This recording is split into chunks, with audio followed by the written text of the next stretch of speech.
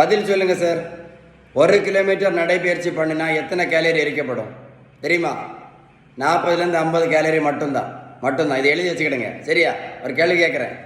நடைபயிற்சி மட்டும் பண்ணதால யாராவது சுகர் மாத்திரை நடத்தினாங்களா? சொல்லுங்க. நடைபயிற்சி மட்டும் பண்ணதால யாராவது ப்ரெஷர் மாத்திரை நடத்தினாங்களா?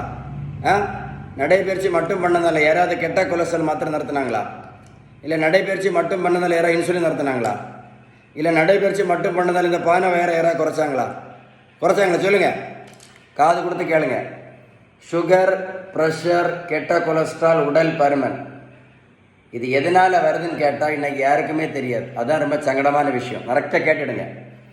சுகர், ப்ரெஷர், கெட்ட கொலஸ்ட்ரால், உடல் பருமன், இந்த 4க்குமே ஒரே ஒரு காரணம் தான் இருக்குது. ஒரே ஒரு காரணம் தான். அதுதான் இந்த இன்சுலின் ரெசிஸ்டன்ஸ். இது ஒரு பேப்பரை எழுதி வச்சுக்கிடுங்க. நெட்டில் சர்ச் பண்ணி பாருங்கள். நான் சொன்ன இன்ஃபர்மேஷன் கரெக்டாக இருக்கும். இந்த இன்சுலின் ரெசிஸ்டன்ஸை சரி பண்ணணுன்னா ஒரே ஒரு வழி தான் இருக்குது. 2 வழியெல்லாம் கிடையாது. ஒரே ஒரு வழி மட்டும்தான். அதுக்கு பேர் தான் பேலன்ஸ்டு டயட். நீங்கள் பேலன்ஸ்டு டயட் கரெக்டாக ஃபாலோ பண்ணலேன்னு வைங்களேன்.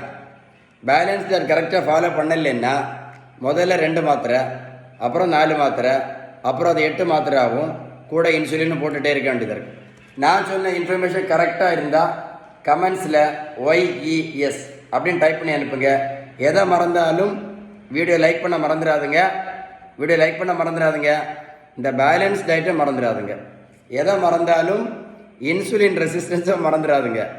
எதை மறந்தாலும் வீடியோவை இந்த மாதிரி மாத்திரை இன்சுலின் போட்டுட்டு இருக்கக்கூடிய உங்கள் ஃப்ரெண்ட்ஸுக்கு ஷேர் பண்ண மறந்துடாதுங்க. அதை விடக்கும் முக்கியமானது, வீடியோ சேவ் பண்ணி வைங்க. சேவ் பண்ணி வச்சுட்டு ஒரு கூட போட்டு கேளுங்க.